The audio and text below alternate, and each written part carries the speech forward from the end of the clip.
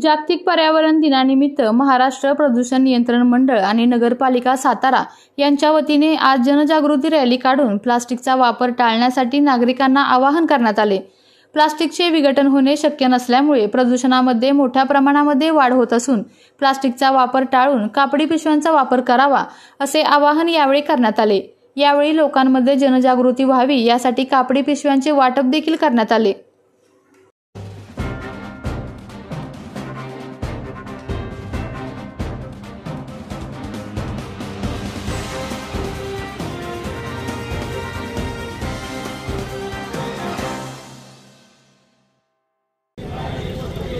Plastic पिशवीच्या अतिप्रचंड वापराने व तिच्या कचऱ्यात रूपांतर झाल्यानंतर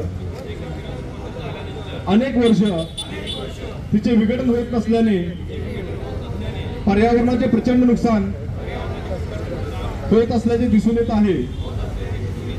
आज जागतिक पर्यावरण दिनाच्या निमित्ताने मी निर्धारपूर्वक निश्चय करतो की माझ्या दैनंदिन जीवनात मी कोणतीही प्लास्टिकची पिशवी किंवा कॅरी बॅग याचा वापर करणार नाही। याचबरोबर मी असाही निर्धार करतो की माझ्या व्यतिरिक्त माझे नातेवाईक, माझे आप्तेष्ट व बांधव, भगिनी, शालेय विद्यार्थी, मित्रमंडळी यांना देखील प्लास्टिक पिशवीचा वापर करण्यापासून मी परावृत्त करेन। प्लास्टिक पिशवी हटवा, पर्यावरण वाचवा या जनजागृती अभियानाचा मी पाईक आहे व भविष्यात देखील माझ्या कृतीतून पर्यावरणाचे कोणतेही नुकसान होणार नाही याची काळजी घेईन। प्लास्टिक पिशवी न वापरण्याचा माझा दृढ संकल्प व निर्धार ही वसुंधरेची संरक्षणाची हमी आहे व पालन करणे हे माझे सामाजिक व राष्ट्रीय कर्तव्य आहे। चला आपण सर्वजण प्लास्टिक पिशवीला हद्दपार करूया, समृद्ध पर्यावरण रक्षण करूया। सर्वांना नम्र विनंती, मी शपथ घेतोय, आपण सर्वांनी माझ्या मागे मानायचं आहे। मी भारताचा समर्थ नागरिक म्हणून निर्धाराने शपथ घेतो की प्लास्टिक पिशवीच्या अतिप्रचंड वापराने व तिच्या कचऱ्यात रूपांतर झाल्यानंतर अनेक वर्ष तिचे विघटन होत नसल्याने पर्यावरणाचे प्रचंड नुकसान होत असल्याचे दिसून येत आहे। आज जागतिक पर्यावरण दिनाच्या निमित्ताने मी निर्धारपूर्वक निश्चय करतो की माझ्या दैनंदिन जीवनात मी कोणतीही प्लास्टिकची पिशवी किंवा कॅरी बॅग याचा वापर करणार नाही।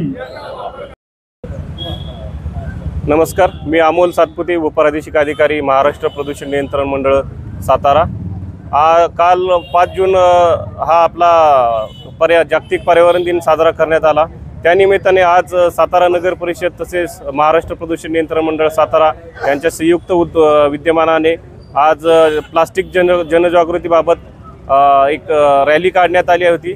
आत्ता तिचे समारोपन करण्यात आले आहे। तसेच रॅलीसोबत आपण प्लास्टिकचा भस्मासूर रोखण्यासाठी विविध पावले उचलावी असे मी नागरिकांना, सर्व व्यावसायिकांना आवाहन करतो आणि एकल वापर प्लास्टिकचा वापर पूर्णपणे टाळावा याबाबत मी सर्वांना आवाहन करतो आणि सर्वांनी मिळून प्लास्टिकचा भस्मासूर थांबवायचा आहे।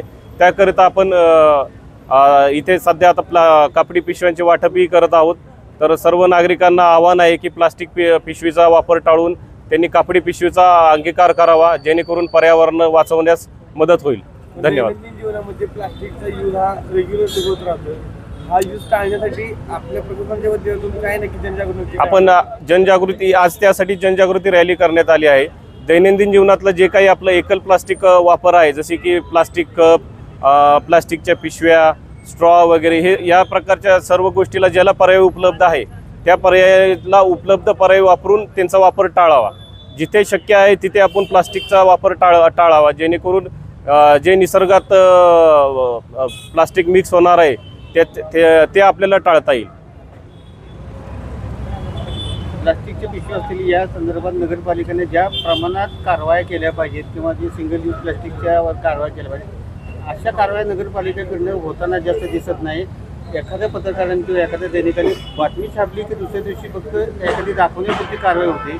असं जर झालं तर प्लास्टिक मुक्त भारत किंवा पर्यावरण संरक्षण होईल का, काय वाटतं? नगर परिषद आणि महाराष्ट्र प्रदूषण नियंत्रण मंडळ यांच्यात संयुक्तपणे प्लास्टिकची कारवाई घेतली जाते। वेळोवेळी ज्यावेळेस सूचना मिळतील त्याप्रमाणे आपल्याकडून कारवाई केली जाते। पण हे प्रशासनासोबतच नागरिकांचंही सहकार्य लाभलं तरच आपण प्लास्टिक मुक्त होऊ शकतो। जर नागरिकांनी ठरवलं की प्लास्टिक वापरायचंच नाही आणि व्यावसायिकडे कुठल्या दुकानदाराकडे प्लास्टिक मागायचंच नाही, तरच आपल्याला हे प्लास्टिक पूर्णपणे हटवण्यात यश मिळू शकते। म्हणजे आता प्लास्टिक उपलब्ध आहे किंवा जे विक्री होते किंवा जे लोक घेत आहेत त्याचं रिसायकलिंग कशा पद्धतीने करायचं, त्याचं नगरपालिका किंवा आपलं प्रशासन काही याच्यावरती काही ठाम भूमिका घेणार आहे का? आपलं प्लास्टिक जे काही आता जे काही कलेक्ट होतं एकल वापर किंवा इतर सगळे प्लास्टिक, त्याच्या संदर्भात आपले रिसायकलिंग युनिट्स आहेत, MIDC मध्ये आहेत, कराडमध्ये आहेत, शिरवळमध्ये आहेत, त्या ठिकाणी आपण ते जे काही प्लास्टिक गोळा झालेला आहे ते आपण तिथं। आपल्या तालुक्यातील जिल्ह्यातील बातम्या सर्वप्रथम पाहण्यासाठी आजच सातारा न्यूजला YouTube चॅनलवर सबस्क्राईब करा, लाईक करा, शेअर करा आणि बेल आयकॉन प्रेस करायला विसरू नका।